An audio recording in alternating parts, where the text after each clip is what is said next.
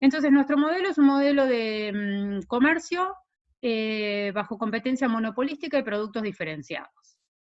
Entonces, lo que vamos a hacer antes de empezar con el modelo en sí mismo es hacer un muy breve repaso de las cuestiones que tienen que ver con la estructura de mercado de competencia monopolística y con la estructura de preferencias que está detrás de el modelo de hoy. Mi recomendación aquí es que si bien explicitamos un poco los supuestos del modelo de competencia monopolística que vamos a usar, sería útil que si no lo recuerdan, vuelvan ustedes a lo que hubieran dado de competencia monopolística en micro 2.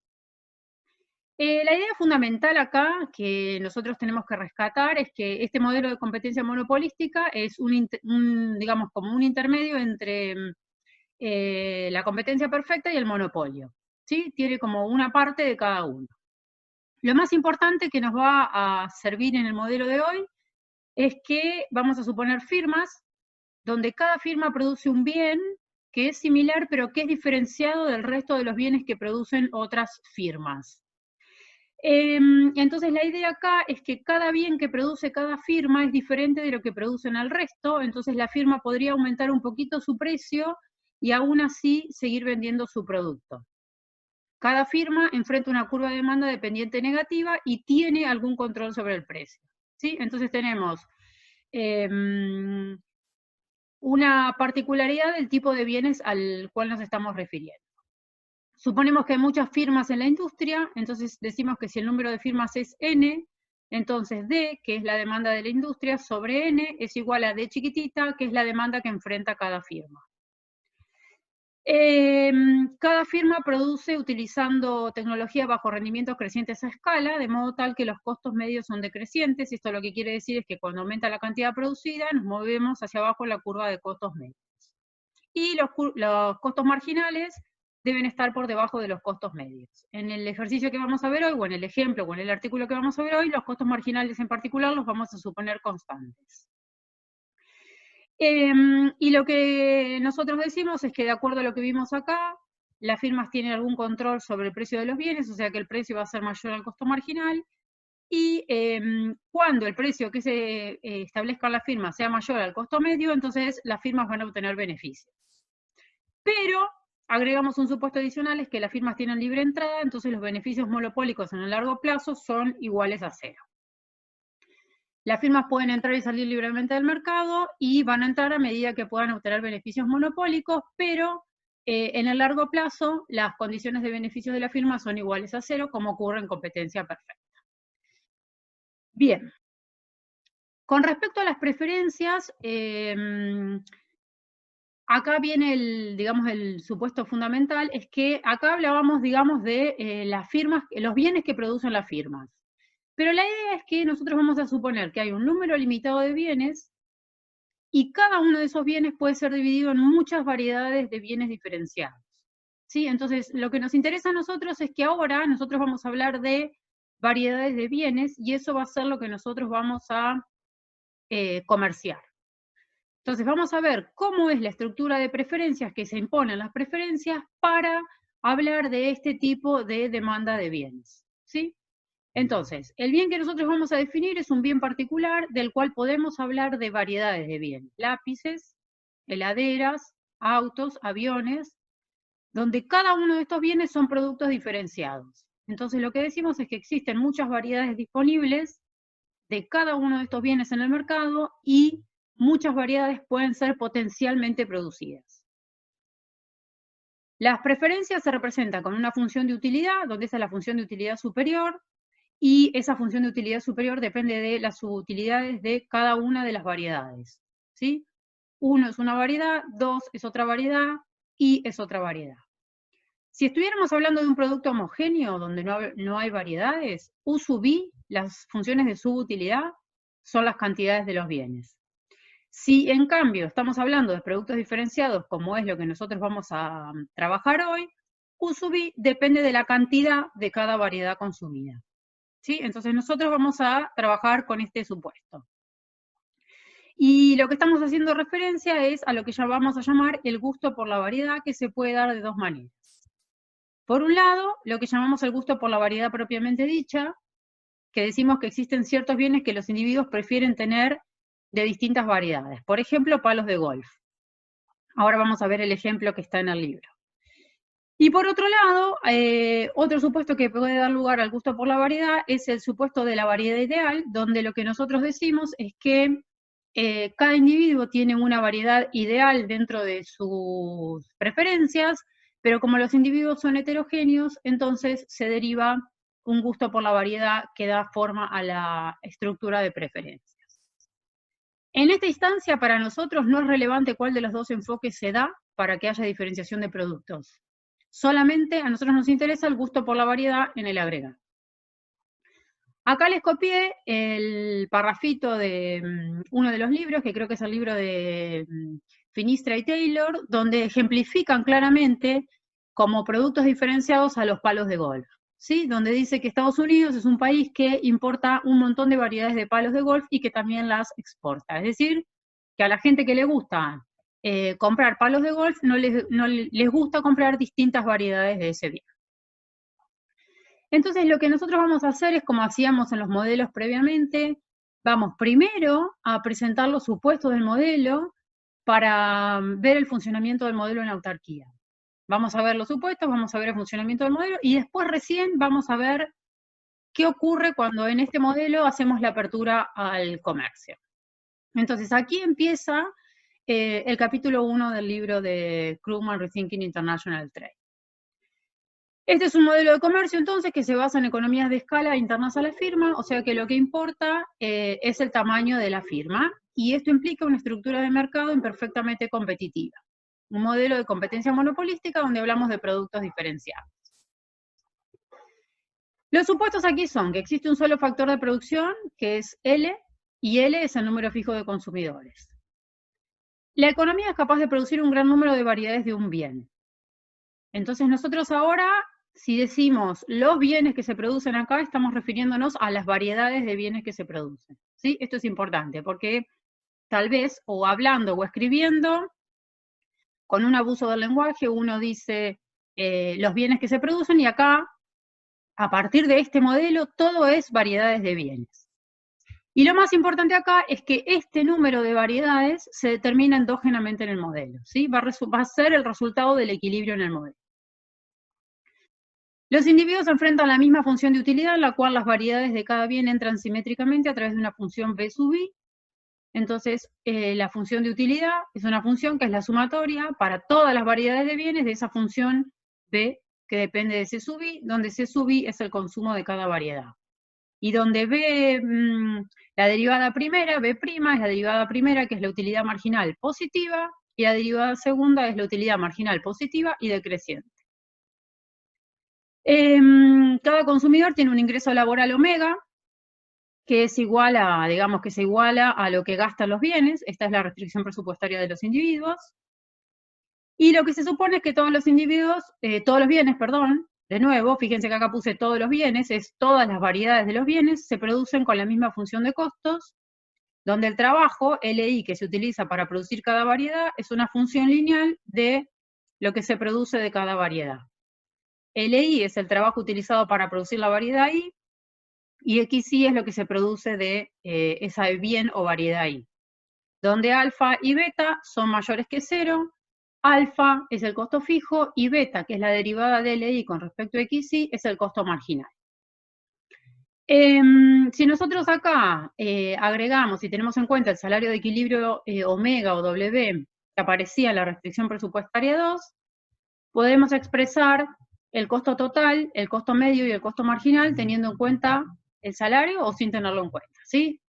Esto es, el costo total se puede expresar como LI en función de el nivel de producción, y si nosotros acá lo multiplicamos por W y todo el término acá en el lado izquierdo lo multiplicamos por W, también tenemos otra forma de expresar el costo total.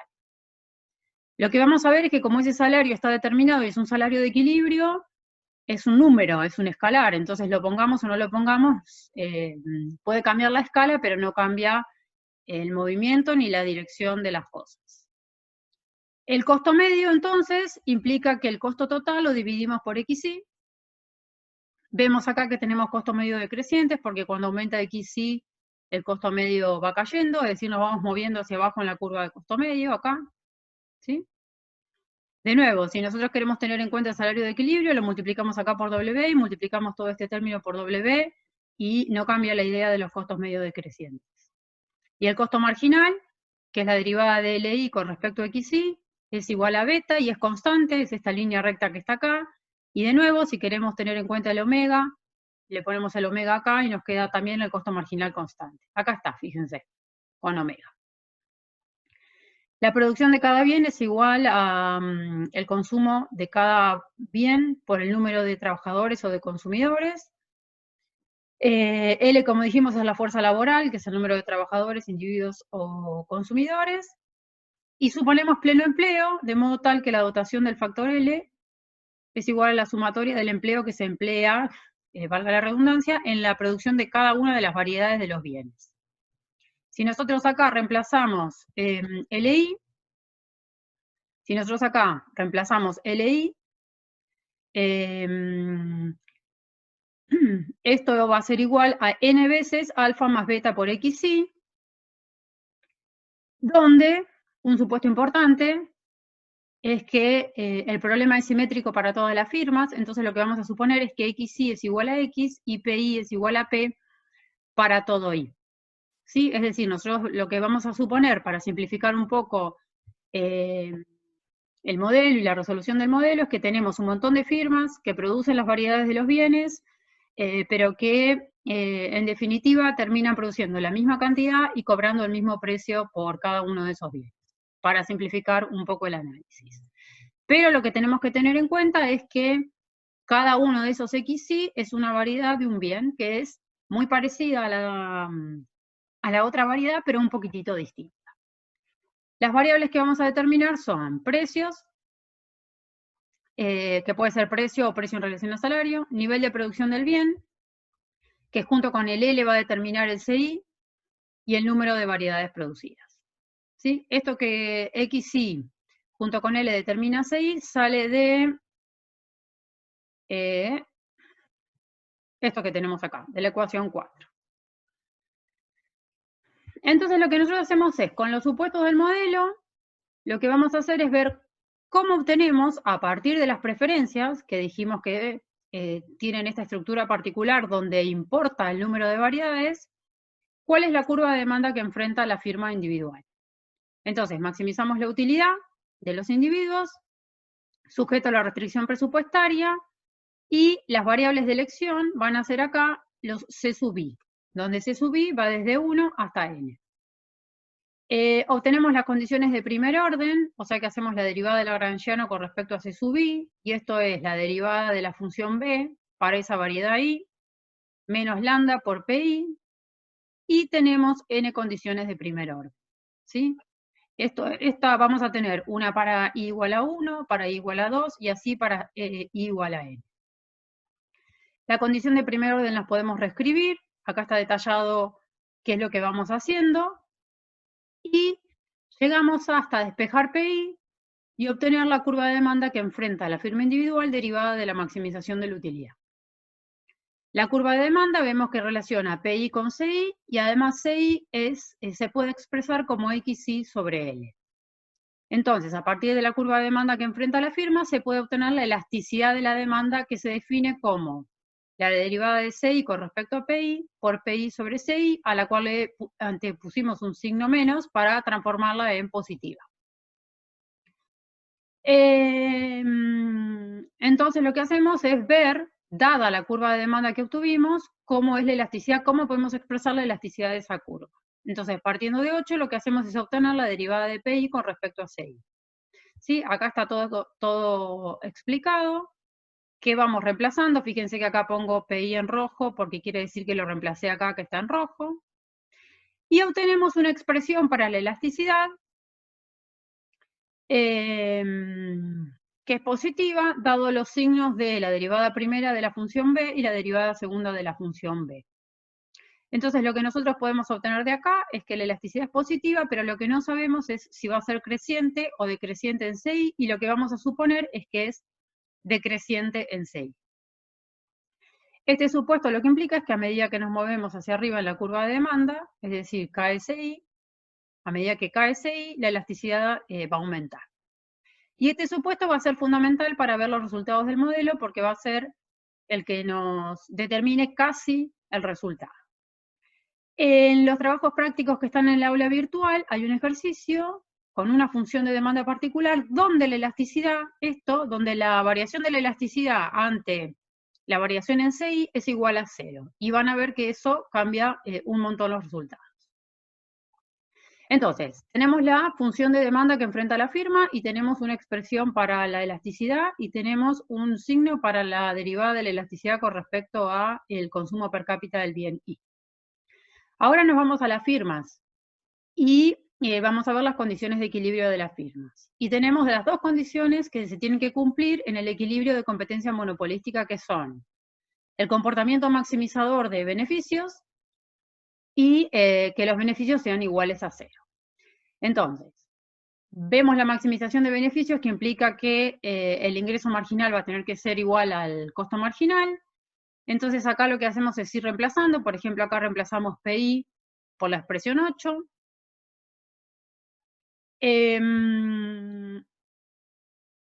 Y lo que hacemos acá, o sea, acá tenemos la maximización, esto es ingreso total menos costo total, esto es ingreso total menos costo total, esto es ingreso total expresado como habiendo reemplazado PI menos costo total, y ahora sí, lo que hacemos es que para obtener la condición que maximizamos beneficios, derivamos con respecto a XY para encontrar la condición de que el ingreso marginal se iguala al costo marginal.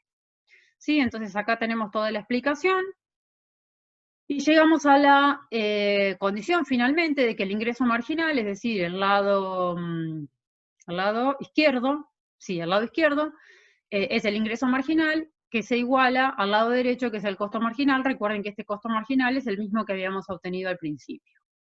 Entonces nos vamos a quedar con esta expresión, donde relacionamos precios con la elasticidad, acá está la elasticidad, y adentro de la elasticidad está CI. Fíjense que eso es importante y por algo vamos a usar este supuesto que tenemos acá. Y esta es una ecuación que aparece en el artículo como la ecuación 10, que es la curva PP, que es la curva a lo largo de la cual el precio, tenemos un precio, o las firmas enfrentan un precio que está maximizando beneficios. ¿Sí? Entonces ahora después vamos a graficar esta curva, pero la idea es que en esta ecuación nosotros vemos precios que maximizan beneficios. Pero el punto es que tenemos que sumar precios, además, que maximicen beneficios y para los cuales los beneficios sean iguales a 0. Es decir, que el precio se iguale al costo medio.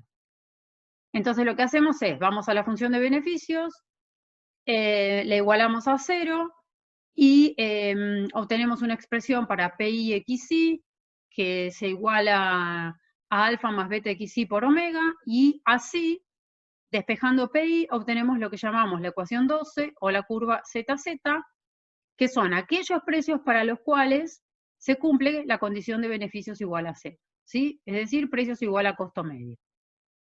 Lo que tiene que ocurrir, si queremos estar en un equilibrio o encontrar un equilibrio, es que se cumpla la ecuación 10 y la ecuación 12 al mismo tiempo, ¿sí? Entonces, las condiciones del punto anterior forman un sistema de ecuaciones con incógnitas que son PI omega, PI sobre omega, o directamente PI, porque recordamos que omega es un escalar, y CI es la otra incógnita, y son las dos curvas PP y ZZ. Si nosotros resolvemos el sistema de ecuaciones, encontramos el valor de equilibrio para PI y para CI. Entonces lo que vamos a hacer es, podríamos analizar un poco acá, pero la forma más fácil es tratar de encontrar aproximadamente cómo se grafican estas curvas, ¿sí? Entonces vamos a graficar la curva PP, que es la que nos muestra,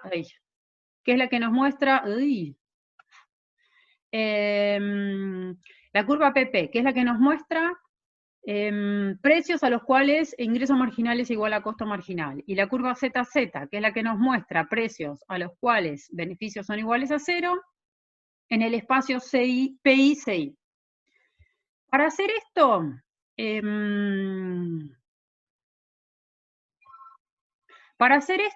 nosotros vamos a, acá estoy, tenemos que graficar la curva PP.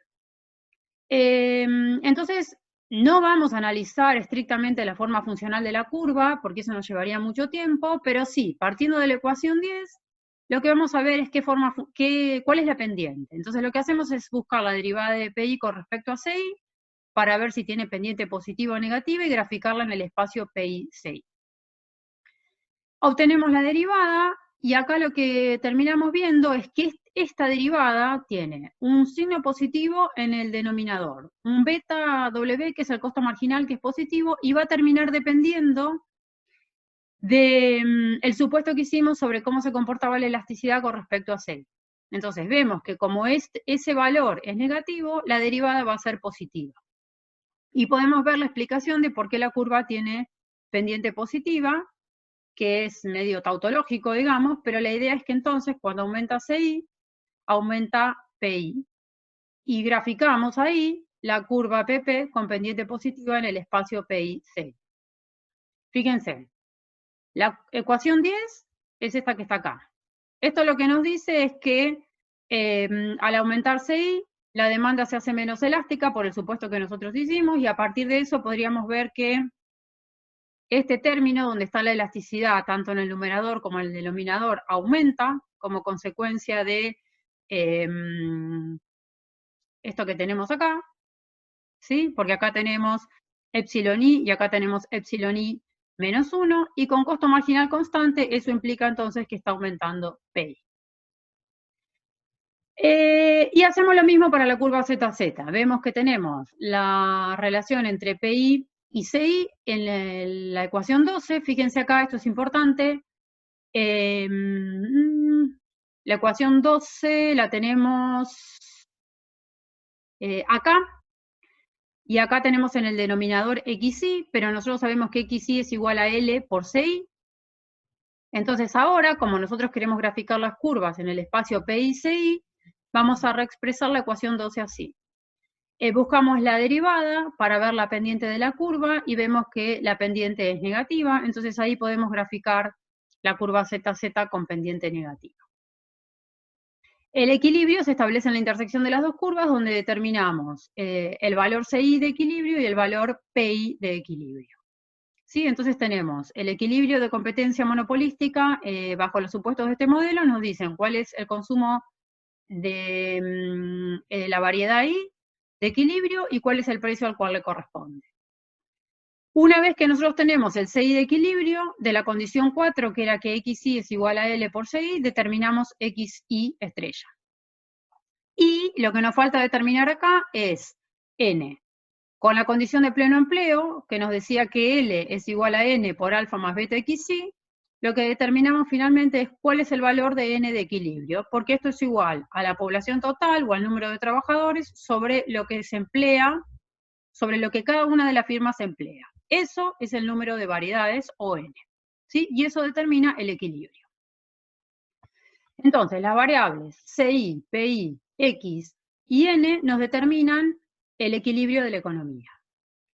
Lo importante acá es que nosotros vamos a saber que se van a producir N estrella variedades, eso va a ser el N de equilibrio, pero no vamos a saber cuáles son esas N variedades, ¿sí? Esto es muy importante porque lo que va a determinar es una indeterminación precisamente del modelo de comercio. Entonces vamos a pasar a ver el comercio, y para eso previamente vamos a hacer un ejercicio de estática comparativa, tratando de ver qué ocurre si aumenta la dotación de factores L. Entonces, nosotros tenemos las ecuaciones y el equilibrio determinado por el punto A, y lo que estamos diciendo es, bueno, supongamos que aumenta L en este país. Hacemos un ejercicio de estática comparativa. ¿Qué ocurre? Bueno, la ecuación 10 no se modifica porque L no está metido ahí adentro. La ecuación 12 sí se modifica porque L está e incluso está en el denominador. Entonces, cuando aumenta L, la curva ZZ se desplaza hacia abajo y el equilibrio se desplaza de A a B. El resultado entonces es que un aumento de L lo que hace es que caiga CI y que caiga PI. Y lo que podemos demostrar es que aumenta L, cae PI y cae CI, y eso hace que aumente XI y aumente N. ¿Sí? Para demostrar que aumenta XI, lo que hacemos es despejar XI y obtener la derivada de XI con respecto a PI, viendo que es negativa. Y esto lo que nos muestra es que aumentó L. Esto quiere decir que hubo un aumento en el tamaño del mercado, es decir, hay más trabajadores, pero eso implica más consumidores, y se pueden aprovechar las economías de escala, ¿sí? Entonces aumenta XY. Y por otro lado, también vemos que aumenta N. Acá, si nosotros quisiéramos hacer la derivada de N con respecto a, como en el caso anterior, tendríamos una indeterminación porque tenemos que L está acá arriba y L por CI está acá abajo. Entonces no obtendríamos un resultado fácil haciendo la derivada. Entonces lo que hacemos, por ejemplo, es dividir todo por L, de modo tal que N nos queda con esta expresión, y ahí sí ver que el aumento de L hace que caiga este primer término de acá, alfa sobre L. El aumento de L del gráfico vimos que hacía que cayera CI, el consumo per cápita, es decir, que este término está cayendo también. Entonces todo el denominador está cayendo y eso hace que aumente N. ¿Sí? Entonces esto implica que cuando aumenta L, cuando aumenta el tamaño de mercado, aprovechamos las economías de escala por un lado y aumenta XY, y por otro lado, también está aumentando el número de variedades disponibles N. Entonces lo que hacemos, igual que, fíjense que la lógica es igual como analizábamos los modelos de ventaja comparativa, que hacíamos ejercicios de estática comparativa y que después los usábamos para ver los resultados del comercio. Acá pasa lo mismo. Vamos a usar este resultado del ejercicio de estática comparativa para asimilarlo a este aumento de los trabajadores. Lo asimilamos a suponer que los países están comerciando, ¿sí? Entonces lo que decimos es que el ejercicio nos sirve para ver los efectos del comercio en este modelo, como si supusiéramos dos economías iguales, y si permitimos el comercio entre las economías, el efecto será el mismo que si cada país experimentara un aumento de L o del número de trabajadores. Si fuera un modelo de competencia perfecta, como las economías son iguales, no habría comercio. Pero en este contexto de economías, una estructura de mercado de competencia monopolística, sí tiene sentido que haya comercio, y la idea es que las firmas comienzan a exportar a otros países y enfrentan la competencia de las firmas del exterior. Aumenta el número de competidores y cae el precio de equilibrio, ¿sí? Entonces, los efectos que vimos anteriormente, que eran consecuencia del aumento de la dotación de trabajo, se pueden asimilar a los efectos que tiene el comercio en un modelo como este. Los resultados que nos muestran que cae P y que aumenta N como consecuencia de este aumento en L, que es como pensar un aumento en el tamaño del mercado a consecuencia del comercio, nos muestran las ganancias derivadas del comercio. Cae el precio y entonces el salario real aumenta, y por otro lado aumenta N, que es el número de variedades, y el número de variedades, por la estructura de las preferencias, le da utilidad o bienestar a los individuos, ¿sí? Entonces estos individuos están más contentos si tienen mayor variedad de bienes disponibles para consumir. Entonces, lo que ocurre acá es que en este modelo se aprovechan las economías de escala porque aumenta L y aumenta el tamaño de mercado y aumenta XY. Y lo que está ocurriendo es que esta caída en CI se da porque cae el consumo de cada variedad porque los individuos distribuyen su gasto ahora entre un mayor número de variedades disponibles. Entonces, en este modelo, suponer que dos países idénticos comerciando es como suponer que en un país se duplica L. ¿Sí? Por eso usamos el resultado del ejercicio comparativo, del ejercicio de estática comparativa, para explicar el comercio. Lo que hice acá fue copiarles el ejemplito que está en el libro de Krugman, más que nada, porque es ilustrativo, pero lo que les quiero mostrar, que es muy, muy importante, es lo siguiente. Lo que nosotros estamos diciendo es que una fuente de ganancia del comercio en este modelo es que aumenta el número de variedades disponibles. ¿Sí? Eso es muy importante. Pero fíjense, este es un ejemplo donde el número de firmas sería el número de variedades, el output per firm es el XY chiquitito y el price es PI, ¿no? Entonces lo que nosotros decimos acá, si el número de firmas es el número de variedades, estamos diciendo que nuestro país producía antes del comercio 6 variedades, que el resto del mundo producía antes del comercio 8 variedades, y que ahora el mercado integrado produce 10 variedades. Entonces la cuestión acá es la siguiente: el número de variedades, si uno compara el que existe ahora con respecto al que existía antes en autarquía en cada país, es mayor, sí. pasamos de poder producir 6 variedades y consumir 6 variedades en autarquía a ahora poder consumir 10. Y en el resto del mundo, antes se producían y consumían 8 y ahora se pueden consumir 10.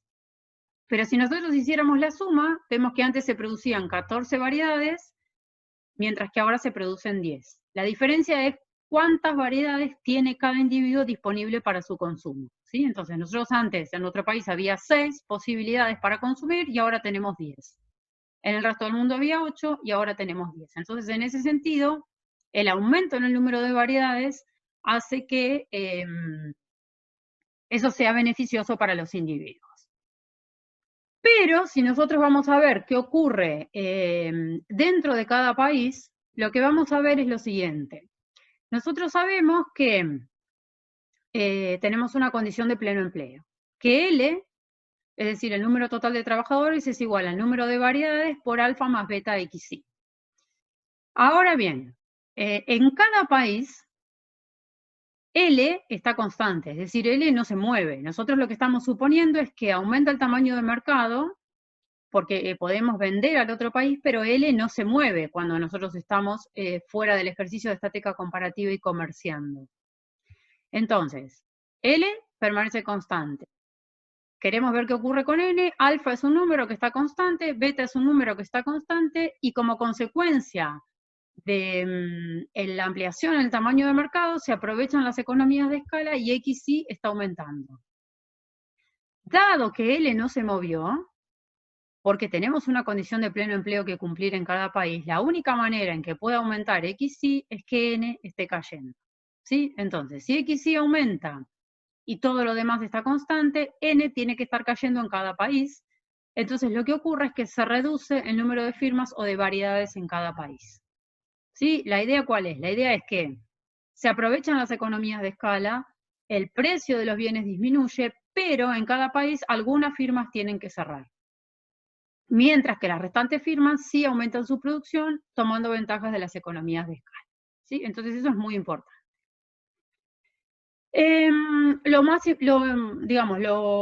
interesante acá es, de nuevo, ver que estamos hablando de un tipo de comercio distinto, que es lo que llamamos el comercio intraindustrial, que implica comercio en productos diferenciados o en variedades de bienes.